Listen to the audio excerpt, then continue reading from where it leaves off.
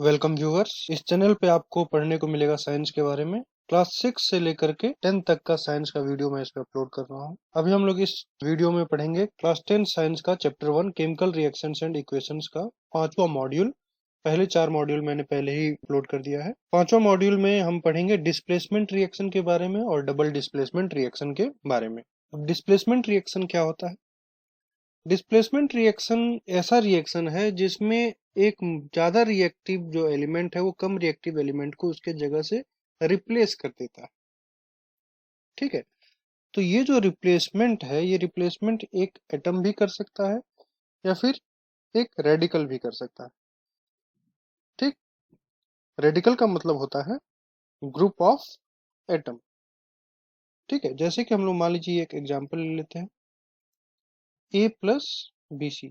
तो इसमें हम देख रहे हैं कि जो बी एलिमेंट है वो सी के साथ एसोसिएटेड है, कंपाउंड बनाया हुआ है।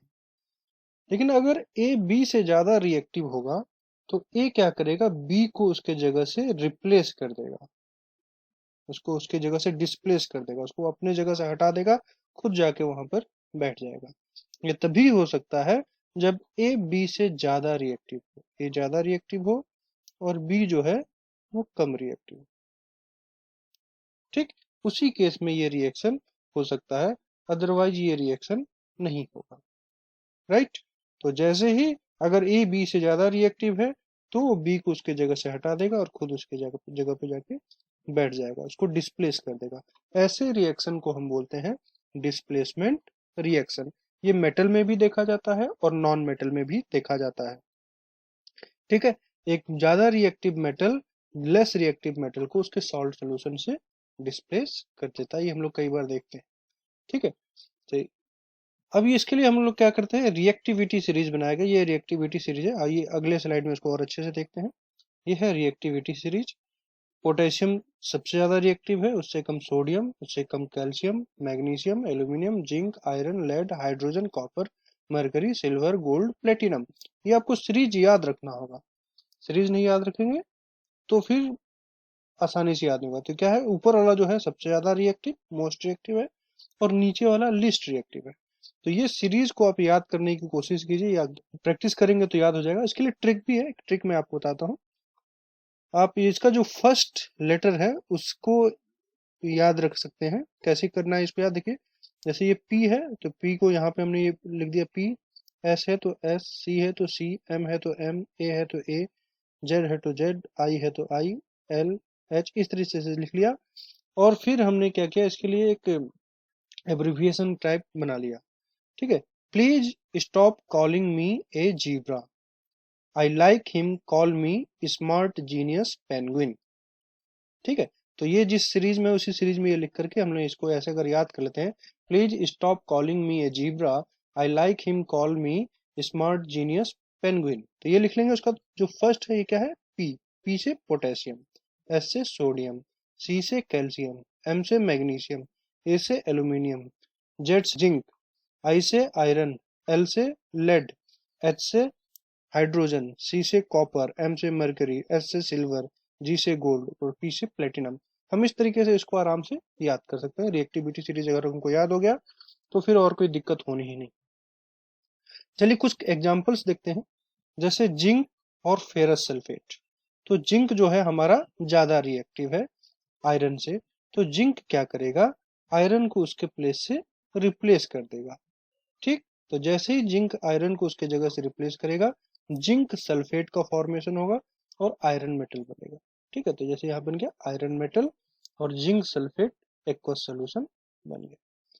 राइट, दूसरा एग्जांपल लेते हैं। आयरन को अगर हम कॉपर सल्फेट सोल्यूशन में डाल दें, ये हम लोगों ने केमिकल चेंजेस वाले केस में भी देखा था, कलर चेंज वाला एग्जांपल था ये। तो इसमें क्या है, आयरन जो है, आयरन को हम अगर कॉपर सल्फेट सोल्यूशन में डाल दें तो क्या होगा, क्योंकि आयरन जो है कॉपर से ज्यादा रिएक्टिव है, आयरन क्या करेगा, कॉपर को उसके जगह से डिस्प्लेस कर देगा। ठीक है, तो जैसे डिस्प्लेस करेगा बनेगा कॉपर और iron sulphate, ferrous sulphate solution. ठीक है, तो ये दोनों केस में हम लोग देख रहे हैं क्योंकि ये उसके जगह से उसको डिस्प्लेस कर देता है। मोर रिएक्टिव जो एलिमेंट है कम रिएक्टिव एलिमेंट को उसके जगह से डिस्प्लेस कर दे रहा है, इसलिए क्या हो गया आपका हो गया डिस्प्लेसमेंट रिएक्शन। और एक एग्जांपल लेते हैं, कॉपर को अगर सिल्वर नाइट्रेट सोल्यूशन में हम डाल दें तो क्या होगा, कॉपर जो है क्योंकि वो सिल्वर से ज्यादा रिएक्टिव है, इसलिए वो सिल्वर को उसके जगह से डिस्प्लेस कर देगा। ठीक, अगर हमको रिएक्टिविटी सीरीज याद है तो हम इजिली इसको कर सकते हैं। तो कॉपर सिल्वर को डिस्प्लेस कर दिया, ठीक है, सिल्वर आपका निकल गया और आपका बन गया कॉपर नाइट्रेट सोल्यूशन।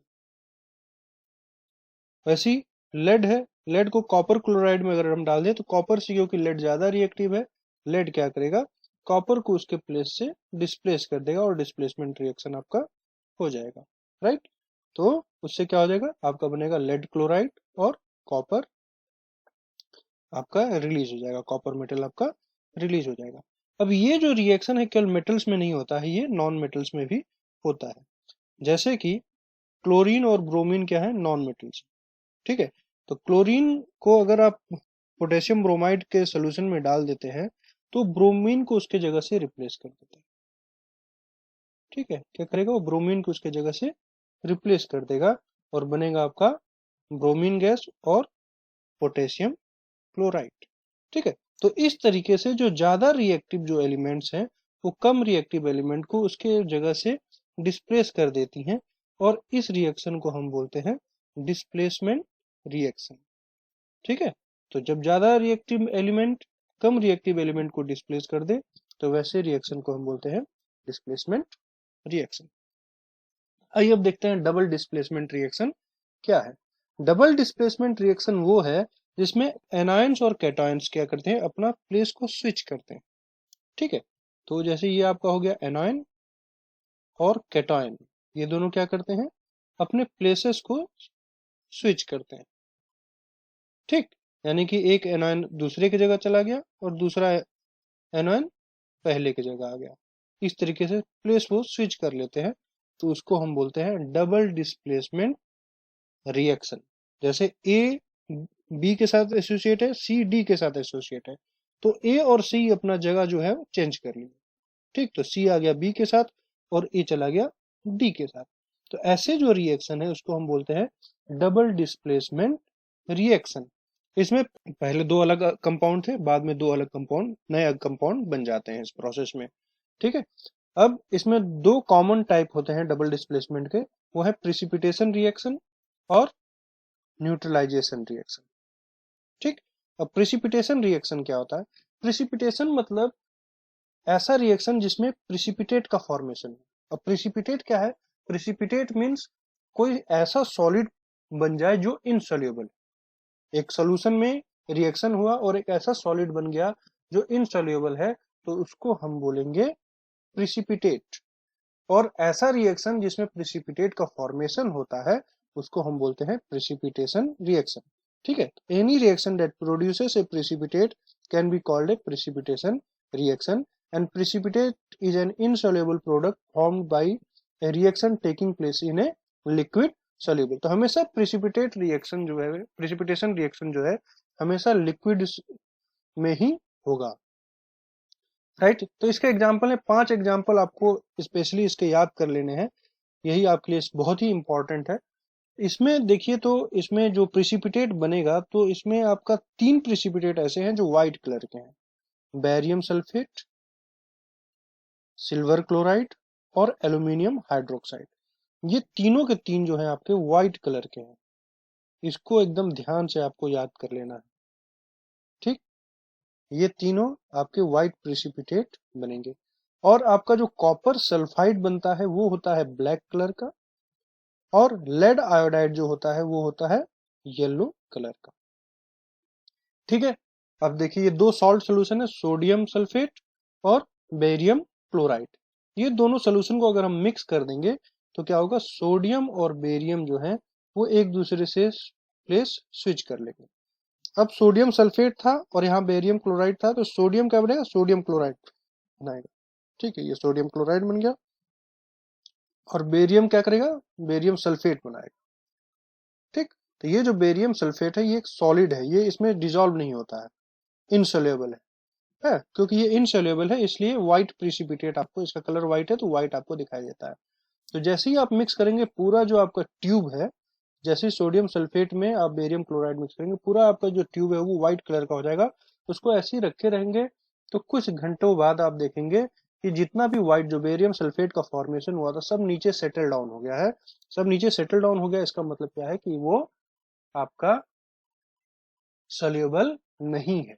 आप फिर उसको जो मिक्स करेंगे तो पूरा वो आपका वाटर में आ जाएगा और फिर बाद में फिर बैठ जाएगा। अगर सोल्यूबलाइज हो तो नीचे बैठेगा ही नहीं, सेडिमेंटेशन तो होगा ही नहीं। जानते हैं सेडिमेंटेशन किसका होता है? जो इनसोल्यूबल सॉलिड्स होता है उसी का होता है। तो इसी प्रूफ होता है कि बेरियम सल्फेट जो है वो सोल्यूबल नहीं है। तो इनसोल्यूबल सॉलिड का फॉर्मेशन हुआ, that's mean it is a precipitation reaction. वैसे ही अगर हम सिल्वर नाइट्रेट को सोडियम क्लोराइड सोल्यूशन में मिक्स कर दें, सिल्वर नाइट्रेट सोल्यूशन का सोडियम क्लोराइड सोल्यूशन में मिक्स कर दें तो हमारा बनेगा AgCl।